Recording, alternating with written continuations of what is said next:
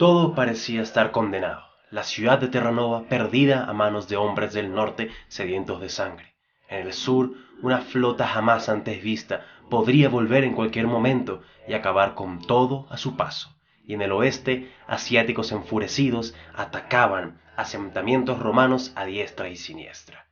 Por si fuera poco, una gran guerra fue librada meses atrás en Centroamérica, dando como resultado el dominio de la zona, pero a un precio de miles de muertes, heridos y cansados. Solo Mithra, Júpiter y los demás dioses podrían salvar a este imperio sin cabeza.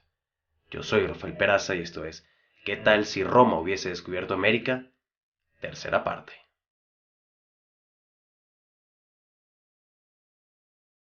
Por cierto amigos, estén muy atentos porque al final del video habrá una votación especial que revelará una nueva noticia sobre el canal, así que quédense hasta el final del video. La mayoría del restante ejército romano estaba estacionado en Cuba. Sus líderes debían tomar decisiones difíciles, a dónde mandar sus fuerzas.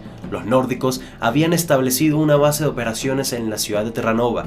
De allí mandaban barcos a las demás zonas y pueblos del lugar con el fin de seguir aterrorizando a la gente y de conseguir la mayor cantidad de tesoros posibles.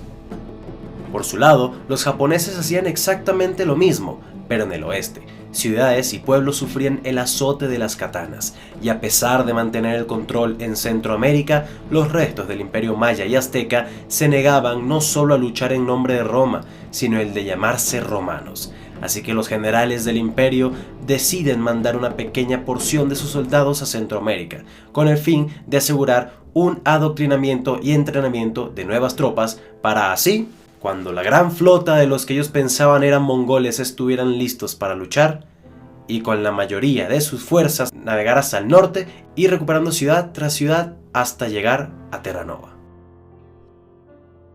Claramente, el primero de los dos ejércitos en llegar fue el que tenía como destino Centroamérica. Apenas llegaron, fueron recibidos con hostilidad. Los romanos que se habían quedado adoctrinando habían estado sufriendo, puesto a que los nativos se rehusaban a cooperar. Así que los legionarios tuvieron que de nuevo mandar con mano de hierro. Solo días tenían en la zona y la cosa pintaba bastante mal. Mientras tanto, en las costas del norte algo extraño estaba pasando. Los legionarios habían desembarcado en tierra firme y establecieron su campamento en una ciudad romana, pero pocos días antes de desembarcar, muchos se estaban sintiendo mal, tenían mareos, náuseas, fiebre alta, se sentían débiles. Aquellos que no estaban enfermos pensaban simplemente que era por el viaje en barco, y justamente el mar había estado muy picado esos días, pero poco a poco iban empeorando. A la mayoría de la última gran legión romana le comenzó a salir bultos extraños en la piel, en especial en la ingle y en las axilas. Los pocos soldados sanos huyeron del campamento a la ciudad para advertirle a la gente que debían salir de inmediato de allí. Así que todo aquel que pudo se subió a los barcos y huyeron al norte, pero una flota vikinga los interceptó por sorpresa. Más del 80% de los legionarios se habían quedado pereciendo en el campamento, así que aquellos que zarparon junto con los civiles no eran rival para la flota vikinga que estaba esperándolos. Los pobres romanos lucharon en sus barcos hasta más no poder, pero el asedio vikingo fue el victorioso, pero hasta cierto punto. Ejecutaron a todos los soldados sobrevivientes y obligaron a los civiles a indicarles hacia dónde estaba la ciudad de donde venían. Estos les advirtieron que en dicho lugar solo quedaba muerte y enfermedad, pero los nórdicos no escucharon. Al llegar a la ciudad, una imagen aterradora se les apareció. Muertos vivientes rondaban por las calles con la piel negra, infecciones en todos lados, flacos hasta el hueso, vomitando, llenos de pus por todos lados. Eran realmente algo grotesco. Pero su ambición no dejaría que estos cadáveres ambulantes se interpusieran entre ellos y su botín.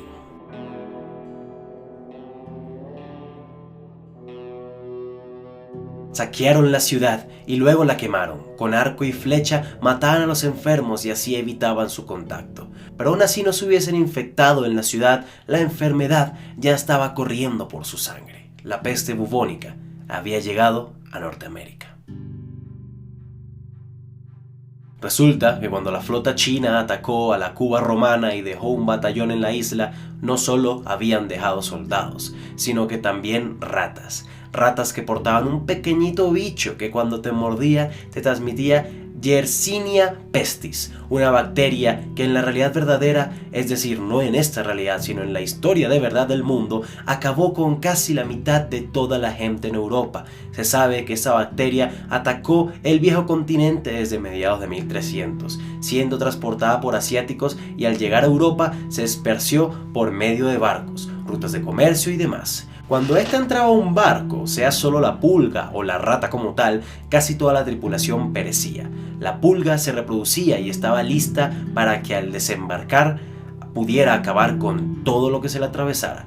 Por eso, cuando los vikingos tomaron los barcos romanos, por muy poco tiempo que hubiesen estado allí, alguno de ellos ya habría sido infectado y solo sabrían que estaban infectados entre 4 y 6 días después. Cuando los nórdicos volvieron a sus barcos, subieron a todos los civiles en las embarcaciones romanas, navegaron lo más lejos de la costa posible y los quemaron. Enfermos o no, todos los romanos inocentes fueron incinerados vivos. De allí, y con la creencia de que Thor y Odín los habían protegido y sin conocimiento alguno de la enfermedad, deciden navegar a su base en Terranova para dejar tesoros y ganancias, dar la noticia de que el ejército entero de los romanos había muerto y de que debían ser cuidadosos con una nueva enfermedad que había por ahí. Pero como podrán imaginarse, mis amigos, ya todo estaba perdido. Al llegar a su base, varios nórdicos comenzaron a verse enfermos. Apenas mostraron síntomas, los infectados eran aislados o, si eran muchos, los hacían irse de la ciudad a morir por ahí en plena intemperie. Cada vez eran menos los que no estaban infectados. Era pleno verano, así que cuando embarcaciones aliadas comenzaron a navegar desde Europa hasta allí, eran informados de volver de inmediato a Escandinavia, que el Nuevo Mundo había sido castigado por los dioses, que una enfermedad despiadada hacía que los hombres murieran y luego se levantaran a deambular hasta más no poder. Los jefes vikingos en Europa prohibieron viajes futuros al Nuevo Mundo. Su más grande flota había sido diezmada por una enfermedad extraña.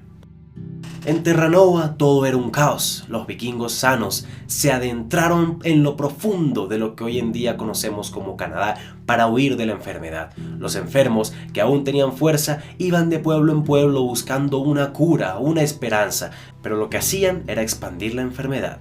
A comparación de las ciudades europeas medievales de la realidad verdadera, las ciudades romanas estaban bien diseñadas, pero aún así miles y miles se contagiaron. Los nativos del continente que vivían bajo dominio romano fueron los que más sufrieron. Más del 95% de ellos cayeron enfermos y luego perdieron la vida de una forma dolorosa y lenta. Todo estaba en ruina.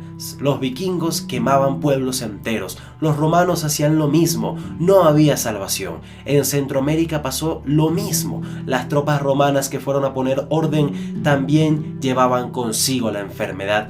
Y de nuevo, los restos de los mayas, aztecas y demás sociedades indígenas de la zona fueron enfermándose y perdiendo casi toda su gente. Terranova había caído. Al final no fueron los nórdicos, ni los japoneses, ni la flota china como tal. Fue la peste negra, la peste bubónica, la que acabó con el imperio.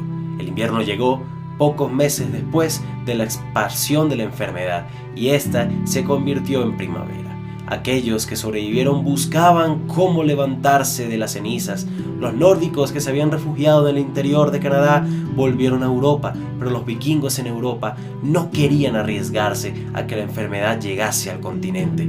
Así que apenas los avistaron, una lluvia de flechas en llamas llovió sobre ellos. Aquellos pueblos y aldeanos romanos que sobrevivieron crearon ciudades-estados para protegerse, pero la ambición japonesa era demasiado grande. Y cuando la flota china volvió a Cuba, no encontraron a sus soldados, pero tampoco encontraron enemigos. Durante meses estuvieron mapeando costas en el norte y en el centro del continente y se encontraron con cementerios gigantescos, miserias, pocos sobrevivientes que fueron capturados para interrogación y más adelante estudio. Lo más irónico de la historia es que la flota no tenía la intención de combatir, sino de dialogar con esta gente desconocida, pero lo que ellos no sabían es que habían sido las enfermedades que ellos mismos portaban, las que habían condenado a todo un imperio.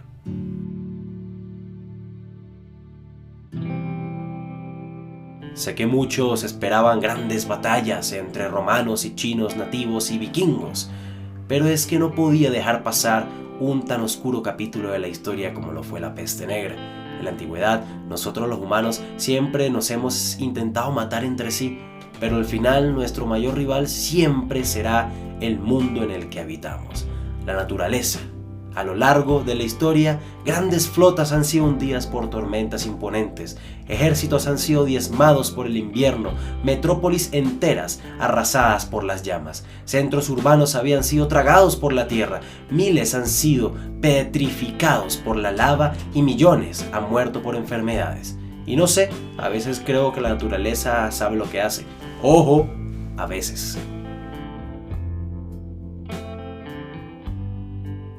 Y bueno, así le damos cierre a esta saga de 3 partes y 2 spin-offs. Me gustó muchísimo hacer estos videos que pertenezcan a la misma realidad alterna y ya teniendo un poco de experiencia creo poder hacer mejores videos de este estilo en el futuro. Y hablando de futuro, desde hace un tiempo ya he estado planeando un nuevo estilo de video. Quiero abordar la historia de países de la mejor manera posible, pero siempre teniendo por delante el entretenimiento.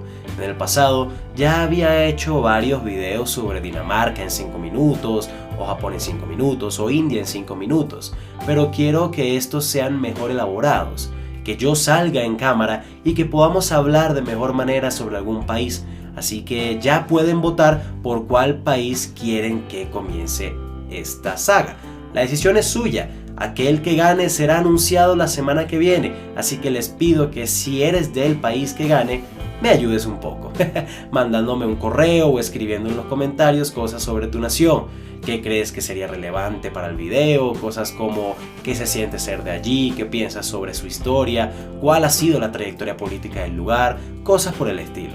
Me pone muy contento anunciar este nuevo estilo de videos porque ya vengo trabajando en ellos desde hace un tiempo. Así que espero que a ustedes también les guste. Si tienes la disposición y estás en condiciones de hacerlo, ayúdame en Patreon, te lo agradecería muchísimo. En esa página puedes donarme desde $1 en adelante para así yo poder crear mejor calidad de videos y poder mantenerme con YouTube.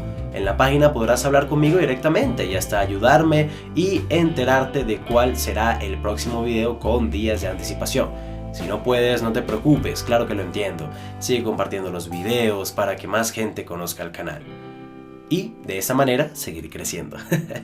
Si no te has suscrito aún, hazlo para que estés pendiente de todos mis videos. Sin más que agregar, yo soy Rafael Peraza para el baúl de los conocimientos inútiles. Que tengan muy buen día.